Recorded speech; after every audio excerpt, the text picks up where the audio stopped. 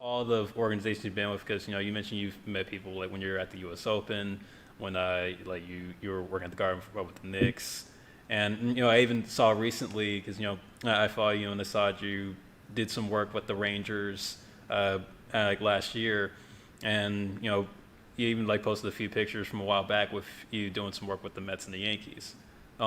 As far as like all the people you've like associate yourself with, that you network with and connected with, who was like the main person to kind of help you, you know, like kind of like estimate what your trajectory is now, or like what it was like back when you were coming up to to get you where you are right now. I would say myself. And before I didn't have that answer. Like I would ask myself like, who like really? I would say myself. Like I had a group of people that were my friends, and they would push me to do it and would encourage me. But at the end of the day, it was up to me to never lose like that mentality that I had, where I just had to keep going and keep going. I take every job. I could be sick in bed, and I would get my ass up, and I would go to work. Like I just had to. I knew that no matter what I did, I would just jump on it, jump on it. If there was an event in the garden, I'm there. If you ask my mother, I missed a bunch of Mm. birthday parties, a bunch of family events, because I know that the moment that you don't show up, someone else is gonna take your spot, and that's just how it is. It's very competitive, and in this business, you have to kind of. It's sad to say, you kind of have to be a shark, and you have to have like thick skin, because you see how I was just about to give up 2 or 3 years ago, and now look, everything to this moment, everything is still coming into place. I don't know what is gonna happen, but I know that if I stay consistent and I stay true to myself, then everything is just gonna come. It's gonna flow. But it was really up to me to have that mentality to be like, okay, like I'm not making a lot of money like I used to. Um, I'm not where I want to be at. I'm at this certain age, and it's just like, and I just kept pushing and reading, and it took a lot for me to like come out of that mental space. I had to like read. There was times where I had to like force myself to go work out. Like, how can I help my mentality get better? It was a lot.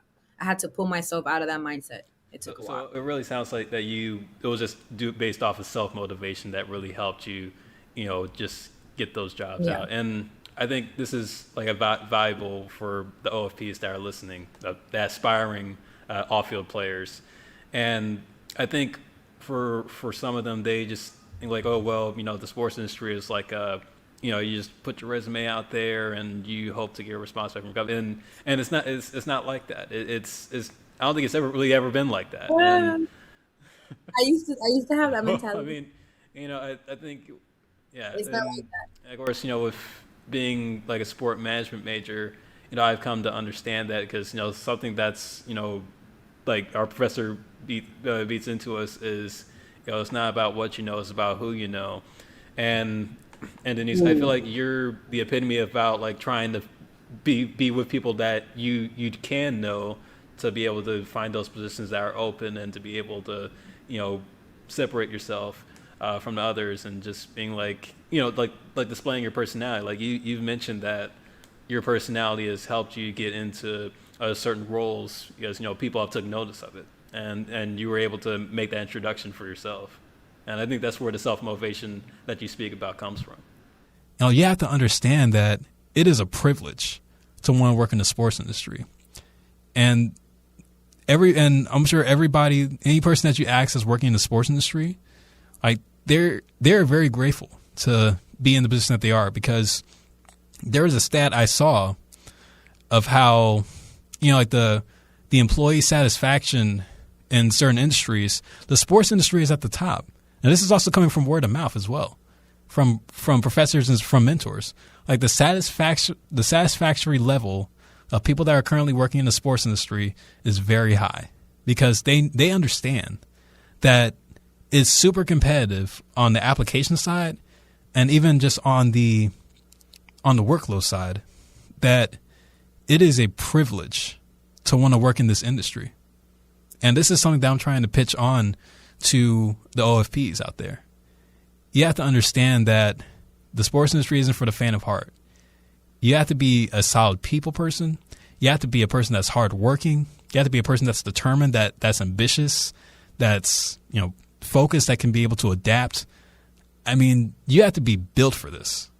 And that's the one thing that I made sure from being that young kid who had the first encounter with my mentor, still being able to grow off of it, and still being able to work hard to come to move across the country from Oakland to New York, come to a prestigious university like St. John's, still being able to stay on top of my classwork, making dean's lists 3 years in a row, and trying to make it 4, like on my way out as I graduate in a month and a half, and still trying to understand, like, you have to be willing to want to do this.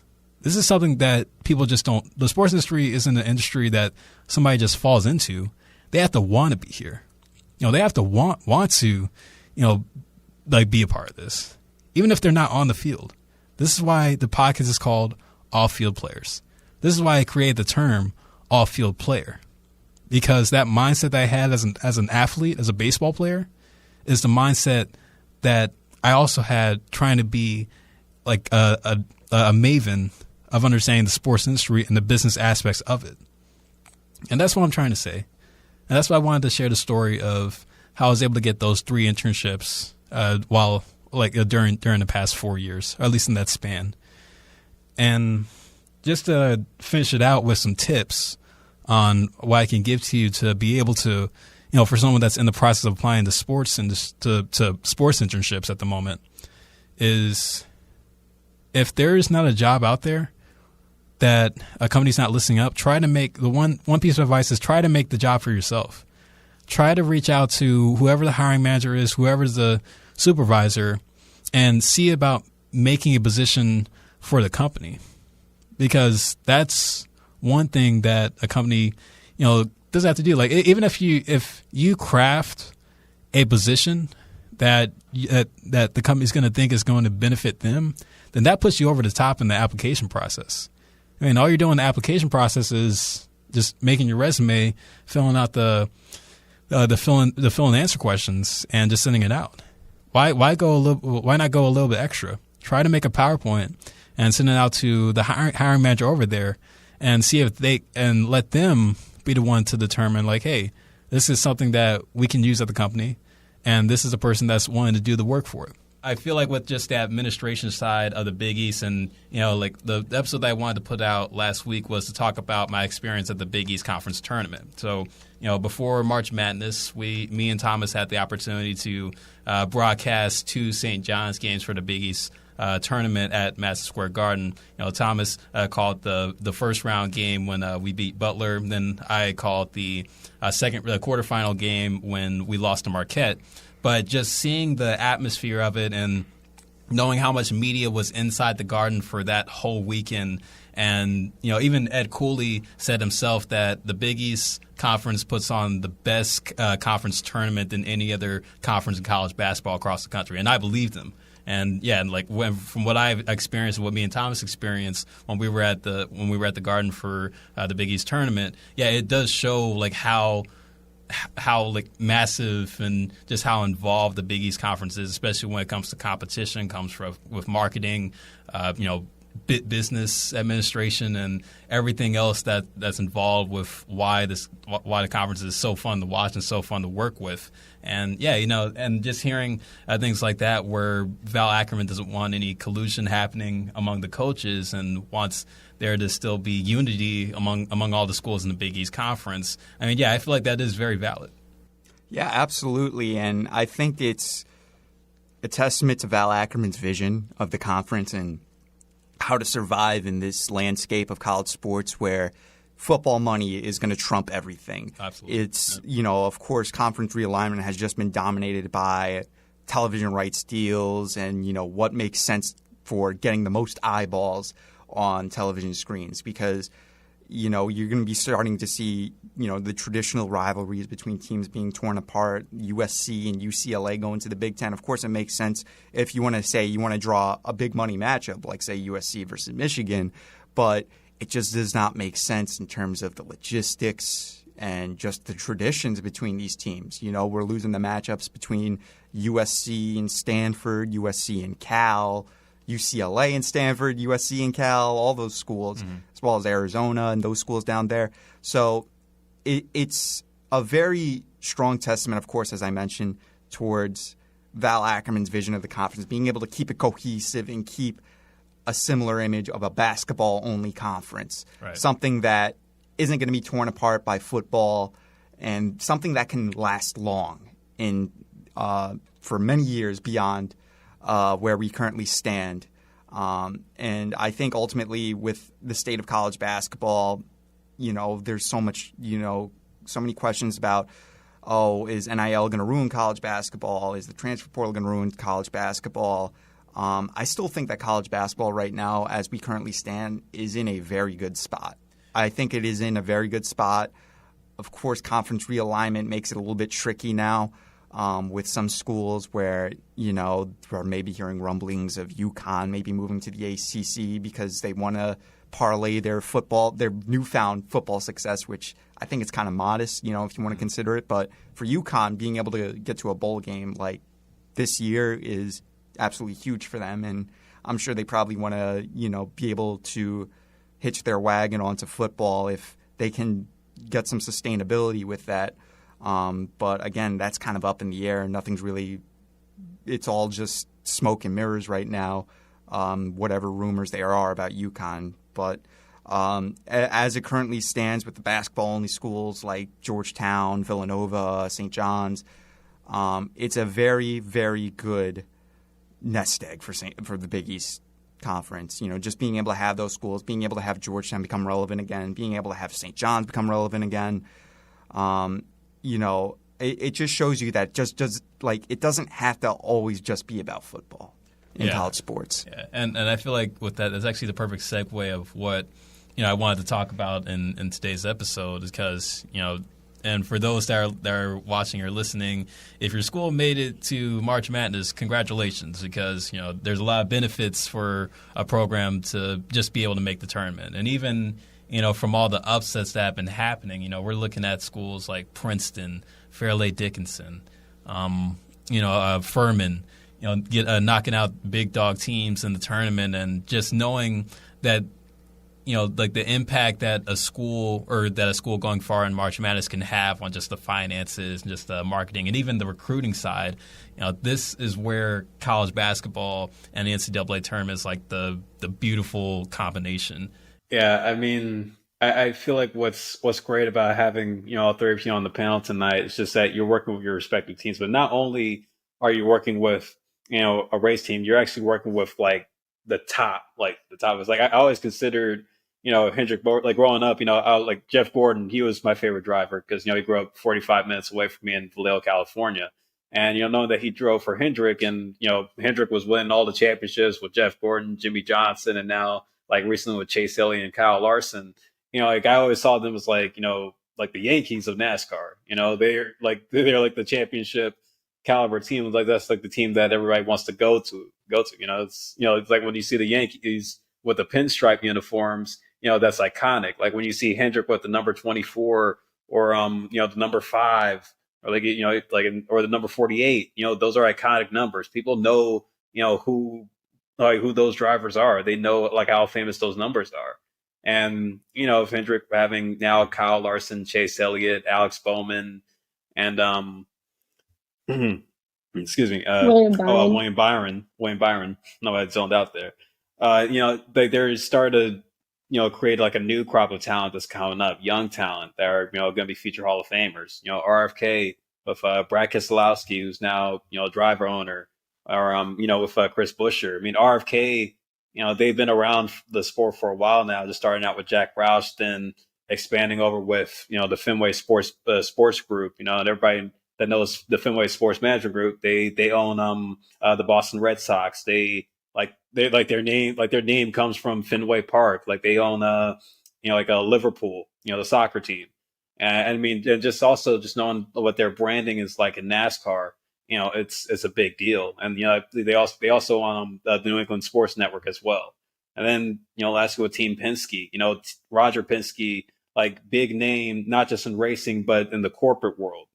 Roger Penske made his millions off of the trucking company that he owns, like, the big yellow truck that you see on the highways, like with Penske on the side. That's Team Penske right It's there. powerful, man. Like when I see it on I have a whole different meaning. I'm just like, wow. Like when you see those trucks, like when I see them now, I'm like, I work for that man now. I would have never guessed, Like, the heck with U-Haul now. The heck with U-Haul, you know.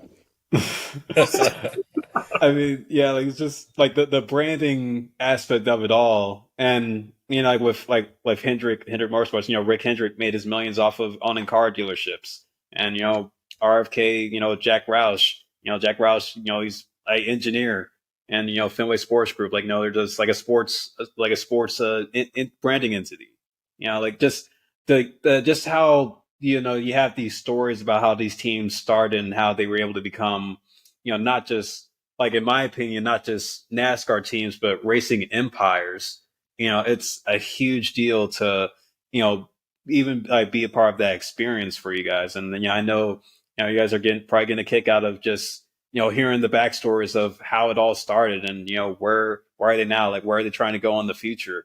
And just reminding yourselves that for where like for, being fortunate enough to be placed in these, like with these respective, teams in the program, you're contributing to their success and their success in the future. Like, like you'll probably like if even if you don't end up with staying with the race team, like you'll probably be coming back someday being like, oh yeah, I interned here for the summer, and this is what I did, and what I did is still now being carrying on, just continuing the legacy. And that's a huge thing to commend yourself for, to be able to be a part of that. I want to segue into the just understanding that there's many challenges and there's many barriers that you're going to have to cross through to get into the industry. And I like how you mentioned just the importance of seeing women working in sports, and especially with the times that we're in, where we're seeing women holding CEO positions, or like C-suite positions and corporations, and even on the sports side, we're now starting to see women working in general manager roles. We're seeing them working in coaching roles, and like also being like in director roles for different departments and other sports organizations. So I want to ask, like, what do you think, for the OFPs that are listening, what do you think that they have to do to be able to stand out, to like when they're filling out their job applications, whether that's for school, an internship, or a full-time gig in the sports industry? Like, how do you think people can stand out in regards to what they can help bring to the table to an organization that they want to work for?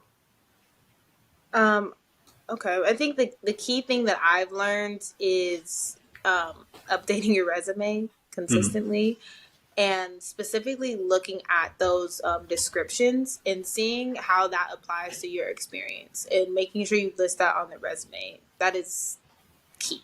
Like that right there. I know that sounds obvious, but it really does take time and effort to tailor your resume to each application that you do, because a lot of times teams, agencies, leagues, etc., brands are looking for something very specific, and that same job title might be a different description at a different company. So that's one thing to know. And it may be different, per city, per team. You know what I mean? Like, it can be the same title and you might just hold different responsibilities. I think that's important.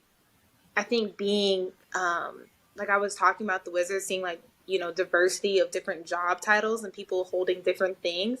I think that that's really important. I think a lot of times people want to see multiple things. Like, it's okay to be one track, and it's okay to like only have done this thing. There's nothing wrong with that. But I also think there's a lot of benefits to trying different things and having experience in lots of different things, like putting your hand into multiple different pots. Like, oh, I've done this and I've done that. I think that just makes you a more diverse candidate. And then I think when it comes down to like interviewing, and I think it comes down to like getting into school, or getting that job interview, I think it's really about authenticity. Like, which also sounds really cliche, but I mean that. And actually, one of the mentors or advisors that we have set up at Columbia, he mentions that over and over and over again. And I was like, oh, okay. And he's big times, and he's done everything you can imagine. So it's like, oh, if he's saying it, like, it must be true. He's like, you have to build authentic relationships, and you have to be yourself. Um, and not everything, I think, has to be like picture perfect and like button up. Like, it's okay to show personality. It's okay to laugh. It's okay to like show a little bit of yourself, because at the end of the day, like we talked about, all of these people like that are in the industry work all the time. They work all the time, and we're all working together. So if you do not get along well with the people that you're working with, or they don't necessarily vibe with your personality, like that can be an issue. So I think showing your authentic self and seeing what environment is right for you is super important, because you're going to work with these people all the time. So it has to be some type of like compatibility, and I think that that's really key. So I think it's really important to just be yourself. Be yourself. Be professional, but be yourself. I think that's key, and that's been key even with like getting into school. That like I wrote my statement that was very authentic. I remember like I just kind of poured into it, and I talked about personal experiences, and I made it very uniquely me. And I think that was important in like getting into school and in different internships too. It's just getting on that interview and knowing your stuff. Like I said, being professional, but also just being you. Like, because at the end of the day, that's who somebody's hiring too, not just your resume. You, like, what makes you stand out? Like, are you fun to be around, or do you like the same things? Do you enjoy the same things? You guys crack the same jokes. Like, it's important. It's not everything, obviously, but I think authenticity is huge. Like in any industry, not just in the sports industry, but work culture is important, and showing who you are helps you better find the culture that works for you. Oh yeah, and I definitely agree that authenticity is very important when it comes to the application process, because I think with how interviewing is starting to go, I think people can weed out if somebody's not being honest with themselves about where they've been or what they've been able to do and their experiences. And I think when you do emphasize that you're not just trying to go after a job because you're the most qualified. You're also trying to go after a job because you're going to hope that people are going to want to work with you. Yeah. And put in that position of where you're not coming off as authentic, I think that does holding yourself back, and what what you can embrace about yourself. And I definitely agree with being personable and also just being true to yourself. I feel like honesty can go a long way in different areas. Of course. And obviously there's like limits to it. I'm not saying like I kept saying be professional but be yourself. Like there's some things that you have to learn what's workplace appropriate and what's interview appropriate. Of course, don't share everything but because I think that's a problem some people do too. But just be you, and I think that takes people a long way. And I think it's hard like when you're just starting out, and like even for me, like I just trying to figure out what direction I want to take my career, and still being like very young in my career, it is nerve-wracking. Like admittedly so, it is nerve-wracking. Interviews are hard. Interviews are nerve-wracking. So I'm not even saying it's just super easy to just completely be yourself, but I do think that it's the best course of action. Yeah, and Nicole, I'm actually look. This is exactly why I want you to come on the show, because like because I'll give you a little bit of a story about myself here real quick. So like when I was in high school, I played baseball. Baseball was my primary sport growing up. I played since I was 6. And I'm not going to say like I was a pretty good, like I was a really good student in high school, and I had straight A's in my class, 4.0 GPA, all that stuff. But like what the one thing that really worried me, because like I tried to walk on for the baseball team at St. John's, but fortunately everybody knows the story, and probably told it more than once on this podcast, that I was a failed walk on, and then I had to transition over to finding different avenues to go down, like within my major being sports management.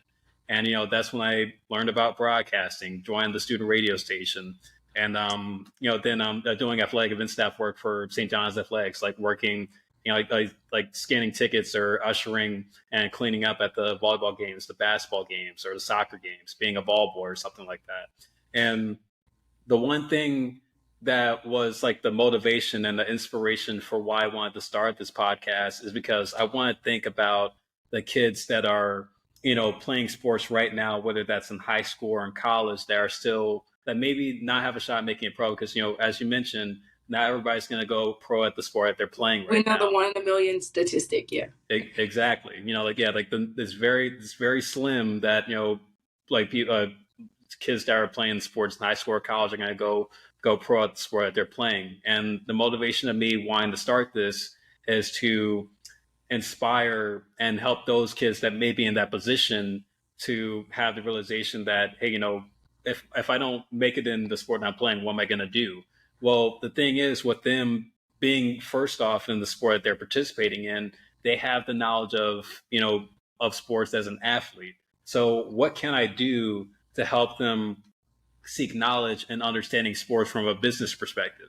Because if I can use this podcast to help motivate those kids that are coming up to, understand that, like the old saying, ball is life, but, sometimes maybe it isn't, like how can I motivate these kids to, young individuals, I'm not just going to say kids, young individuals, how can I motivate them to get into understanding the different avenues that go down sports, like through sports management, going to school for, to get a degree in sport management, sport medicine, sports law, sports business, sports marketing, like how sports administration, if they or fitness and recreation, like how can I motivate them to be able to do that? Because, and even speaking on us for a second, knowing that you and me are, like a Black, being in the sports industry, like we understand that in the Black community that, sports is a huge part of our culture, but also, we also want to make sure that we can keep kids off the street, like if they don't make it in their sport, because we know stories about, kids that get caught up in trouble and, get into, like reckless behavior if they're, like being distracted of what they're doing outside the classroom or off the field. And I want to make sure that I can help protect our generation and our culture by putting them onto, the different avenues they can find, like that's maybe not athletic related, but still sports related, just knowing that they've had the background to do those things. Yeah, 100%. There's so many like people that are like just being an athlete can get you in the door. You never know. Mm-hmm. It's just like it's just hard having that this is all I know conversation. Like all I know is football. All I know is basketball, and that's sometimes true. And it's just like, but they've hit their peak at their sport to where it's time to go into life, or like you said, like they didn't make it to their specific league or something like that, and they're just like lost. And that's a tough time for people to be in. I mean, because even like people who aren't in sports, just regular, I just graduated. That a lot of people go through that, and they don't have the mentorship or somebody's like, or even parents that are just like, you can do it. Everybody doesn't have that. So it's just like, so it's just like it's hard having that conversation with somebody. And I've seen, we've seen, like Western Pennsylvania is a sports area. I've seen it. People who really just like lost themselves or just like don't think anything else is possible. And that's not true, Yeah. And what you're doing, like at U Tampa, working with the athletes, making sure that they're staying focused on their classwork and while still being able to play their sport, even if they're in season or not in season, you're doing a service that's, not only in it to, keep young individuals on track, but to even change their lives. Because if they didn't have the job that you're in, like in the university system at, NCAA, D1, D2, D3, or NAIA schools, what would their coaches be telling their kids to do? Like, what direction would they be going into, like once they're done with school and once they graduate? I mean, like they have the degree, like they have the sports background. So what's going to be the next step for them? And right. I commend you for being in the position that you're in right now to remind the students that you work with that there are those other possibilities, that if they do want to stay in sport. I mean, I don't know if the athletes that go to you like have like aspirations to want to become a GM, a coach, or a scout, or work in ticket sales or marketing in some form in the sports industry. But at least you can give them the guidance that can allow them to see what their opportunities lie outside just their sport. Yeah, and I think that's an important part of my role, along with like keeping them on track for their grades, is like you have a future. You know what I mean? And a lot of them don't get internships because of their sport. It when they go to college, they don't have experience. But like you said, like that, just your degree and like that you're an athlete. People who hire people know that. That's probably why you don't have an internship. You were playing, busy playing sports. So like, don't get discouraged. Just because like I definitely like to reiterate that sometimes, like when like to some people, like you have to try to just say that, like and there's some people who are really good and you like they're like, yeah, I know I'm going. But then there's some people like who aren't sure. You have to make sure they know that you can be successful outside of like physically playing it. Oh, yeah, definitely.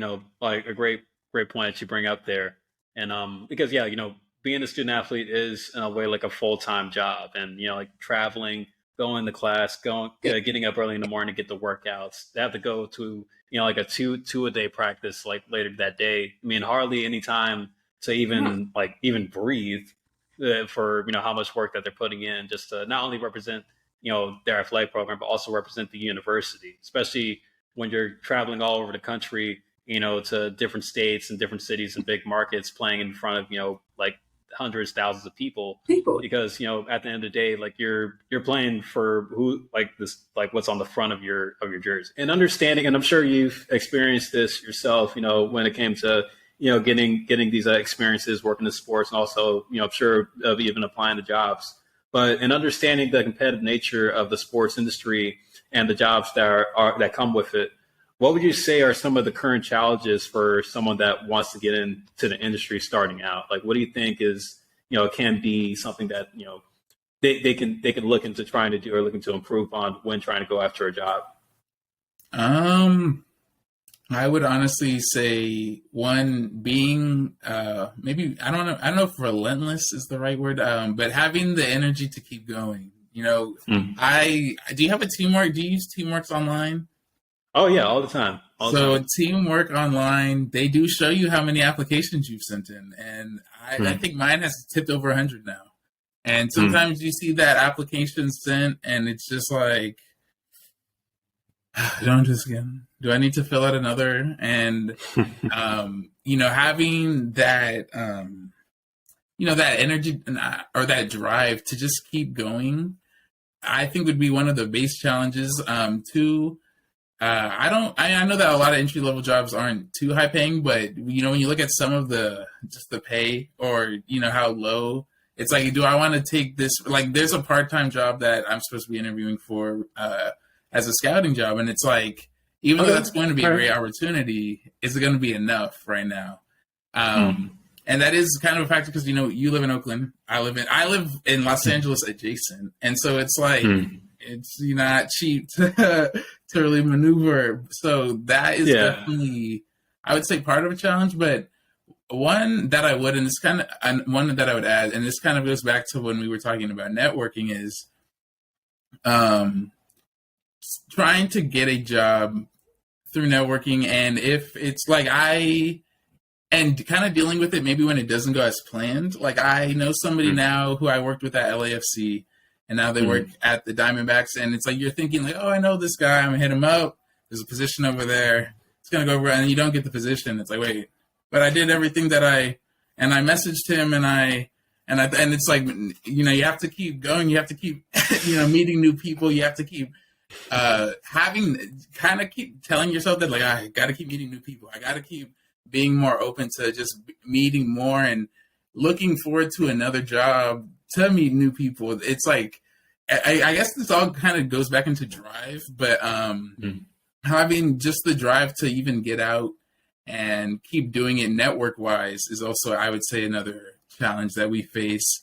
I don't know how many, sports networking functions happen outside. Like I know Teamworks does theirs, but I don't know how many smaller ones happen in comparison to like other industries where sometimes like maybe like a more standard established industry, maybe like banking or something. They might be doing more events. They might like, oh, the perfect example, Marshall. For like the first 3 years when I went to Marshall, they would have business events, and none of them would have sports teams there. And it's like, why can't the Reds drive 2 hours? Like we have the FBI is here, the what is it called? Century 21 is here. It's like all of these little companies are here. Why can't the Reds just drive 2 hours down and say what's up? Why can't the Panthers just come over to the school? And it's so sometimes stuff like that where it's just like, okay, how can I find my own opportunities and move? I would say. What about like I didn't or doesn't Huntington have like a minor league team? I think they're called the Huntington Power, like or minor league baseball. No, it's the West. It's in Charleston. It's the West. It is the West Virginia Power, but even them, it did take them a minute to come down. Again, you have to remember, unfortunately, we are not the big dog in West Virginia. Like West WVU, I wouldn't be surprised if they went up to WVU first. But it did take a few years for this. Well, I would say just WVU or West Virginia Power to come, because no other sports teams ever really did come to Marshall in terms of events. And so stuff like that, where you're kind of thinking like, okay, so the law kids, all they have to do is go down to the student center today, and the accounting majors, all they have to do is go down to the student center today. And I'm sitting here like, I can't talk to any of these people because I have a specialized degree. And so it's like having that, again, I guess drive to get over that hump of like, you have a specialized degree.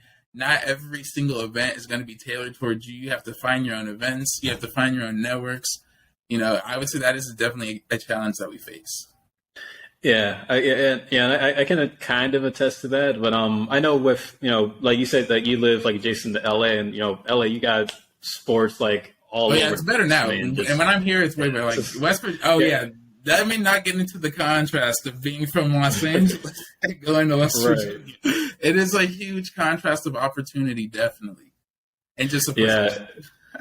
Right. And yeah, you know, and I can attest to that too, because, you know, even though, you know, growing up in the Bay Area my whole life, you know, even, you know, yeah, of course we had teams in Oakland, of course we had teams in San Francisco, and all the way down to San Jose, if you want to include the Sharks, or even up to NorCal with the Sacramento teams. I think coming from here and going to New York, where you got pretty much a team in every sport, and like literally like the sports, like the Big Four and professional major sports leagues in North America, with their headquarters like being in the city. You know, and yeah, like, you know, I know it's like comparing the sports scene in New York to comparing the sports scene in West Virginia is like comparing apples to oranges. But, you know, we like there is that understanding of, you know, being in like, you know, those markets to where, you know, if you're able to network effectively and go to these career, you know, events that, you know, you bring up. Yeah, like those are those opportunities that you get. And, you know, of course, you know, you being back home in LA now, you know, you can be able to go drive to Dodger Stadium, go drive to Crypto.com Arena, or, you know, Bank of, like, you know, or the SoFi Stadium, to be able to have those networking conferences that are put on by teams. And I think that's also a great thing, too, to mention, is that, you know, now sports teams are starting to host their own career fairs where, you know, they're inviting other teams around the area to come out, or they're inviting, you know, or like even like some of the colleges, like they're inviting, you know, their teams or like local college teams around the area to go to their events. And, you know, that's something that, you know, we can definitely encourage more of the OFPs to get into, that, you know, like closed mouth doesn't get fed. You know, it's like my mom always likes to tell me. Hey, and, man, you know, our mothers, man, they love that one.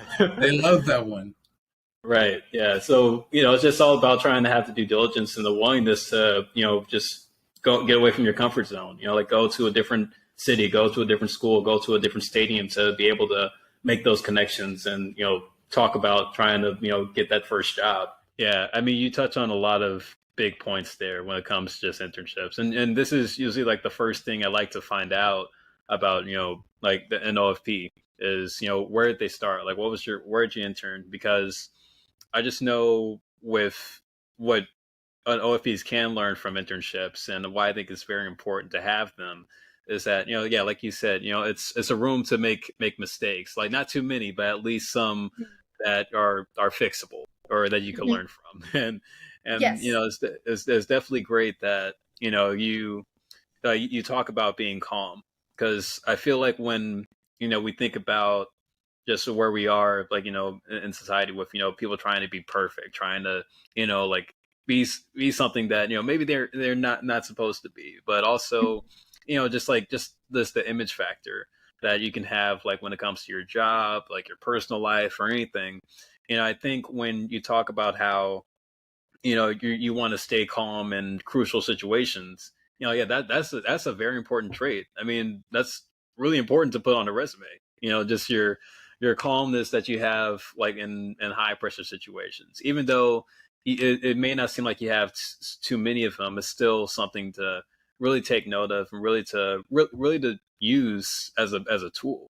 Because there's, again, the things that happen in the sports industry could change on a dime, and if you're not able to adapt, like at a snap of a finger, then it could leave you in the dust. I completely agree. And that's 100% sports too, specifically. I think there's a lot of different industries that had the same situation. But I can even think, like, for example, we were just having a conversation about the flex Mm. games, like in the NFL schedule. The NFL only tells us 2 weeks beforehand. Like, that's when we find out. And that's like the minimum of when they tell us. So we have to quite literally plan on a dime. Like, everything has to be adjusted throughout the entire stadium in a 2 week span when every other game is planned 6 months ahead of time. So it's really interesting to see in that fact such like a very specific situation where that's happening. And I Mm. can't say that I'm calm all the time. That is 100% not what I'm saying. But I think that, when a small mistake is made, I understand that I messed up, but I own it and then I work through, because I think that calmness is coming with confidence. Mm. You have to be humble in these situations, and I'm in an entry role and I'm learning as much as you are in your intern role. Like, I'm still in that, in that situation, but I think everyone is always in a learning role, no matter, what position they're in the organization. Oh yeah. But I mean, like, I try to find that really nice balance of being humble, understanding your learning, but also being confident with the experience that you have. And Hmm. there's a lot of things I've been able to identify because of the experiences I've had, and also know maybe, oh, there's a slip up here. Like, and I know how to fix it because I've seen that slip up before. Or, hey, let's get ahead of this that I'm now recognizing because that's what I missed last time. It's things like that that have really helped me, and have been like such a huge addition to what I have in my skill set. But it really goes back to like the situational experience. It's just 100% what it is, and it sucks because it's like, I wish I could read this in a book. And I think with partnerships also, it's very subjective. We have to work through things because it's a partnership. It's not like a deal. It's not a customer. Like, it's a partner. Like, we're trying to keep this as, human and genuine of a relationship as possible with our sponsors. And, I'm talking to real people that are also trying to do their job and complete their expectations. So I think when we go into that, like, it's all about learning the context and the people. And I think that's another thing that's super situational. Like, I've talked to my boss, and that's something I have to work on, because sometimes I lean a lot on what I've learned objectively to kind of move into a conversation with partners. But, it always changes, because it's like, oh, well, this partner didn't get this last year. This is a make good. Or, oh, this partner loves when we do this, so we just do it anyways, because we know by the end of this deal, they'll want to, raise their investment. It's like small things like that that make it super objective. And that's been a really big learning point for me these past few months. And I've been so thankful to have a team around me that's been able to point it out and give me such great feedback, so I can just continue to gain situational experiences. Rick Pitino has talked about it. I mean, he said, we should not be playing a majority of our home games at Carnesecca. I want it to be, we're playing at Madison Square Garden, because that's our home. That's, Right. that's big The home time. away from home. Oh, yeah. And it's a recruiting tool, too, because kids come in and they say, oh, my gosh, it's the Garden. It's, where, the Mecca. I mean, it's where, every kid, I think, dreams of playing, especially if you're from the East Coast. You think about all the time, Madison Square Garden, Madison Square. So that's huge. And especially kids in New York. I mean, the Knicks play there. And, I mean, getting to play on that hardwood is something special. Being there for the Big East tournament, we'll get into our WSJU talk, but that was something that was so cool. and I can't wait to Yeah. talk about that. But with the schedule, back to that, I mean, you look at it all the way through. There's a lot of opportunities for quad one wins, Right. big net boosts. Mhm. Like, you know, as much as I think we enjoy following, you know, some of the other teams in there, and we see their quad one wins all the time. We see these big marquee matchups. Now St. John's is on that stage, and it really speaks true to how big of an impact this guy is having on the program just right off the bat. Because I mean, right away you're just seeing all these, you know, crazy matchups, and going down to the Charleston Classic is going to be a huge opportunity for this team, and really something special because, you know, St. John's hasn't played. I can't even remember the last time they played in a big tournament, you know, preseason NIT tournament like this one. So this is going to be really sick. Yeah, I think, you know, like the Empire Classic when you, me, and Thomas Cavanaugh, when we covered that last year, like there's some pretty solid teams in there too. Yeah. Like, you know, we had, like, you know, Richmond from the A10, of course, you know, Temple and Syracuse. You know, like another team that's probably going to have a bit of a change going forward, especially with Jim Boeheim now like on greener pastures. But I mean, yeah, it's incredible to see, you know, just looking at the schedule, because not only does this help St. John's on like the ranking side, because yeah, like those quad one wins are definitely going to help when it comes time for a selection Sunday when everybody's fighting for their spots to get in the March Madness. And of course, Rick Pitino's number one goal is to get St. John's to the big show. He's not talking about CBI. He's not talking about the NIT. He wants the big show. He wants March Madness. And this is the opportunity to do it. And this is the schedule that he and Mike Cragg assembled that's going to get them there. And also this is great for the fans too, because, you know, again, like, and I know we're referring a lot back to the Luke Carnesecca days, but you have to remember, you know, Luke Carnesecca, he went up against some big dogs during the regular season. And just to have, you know, these schools like on the bill for this year, you know, like there's been an increase in season ticket sales for St. John's. I think literally probably the first month when Pitino got hired, the season ticket sales hit 3,000 like instantly.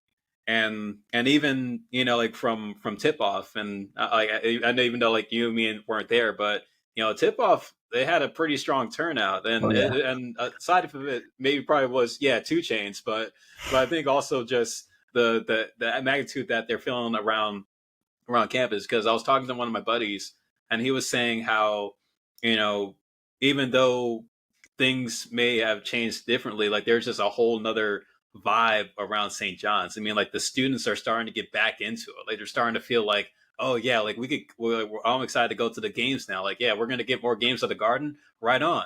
And, you know, even though it does put a hole in the students' pockets, because, you know, going to the Garden for every game, you know, it's not the feasible thing to do. But at the same time, it does really show that, yeah, like, you know, just the prowess of what St. John's represents for New York City, what St. John's basketball represents for the university itself.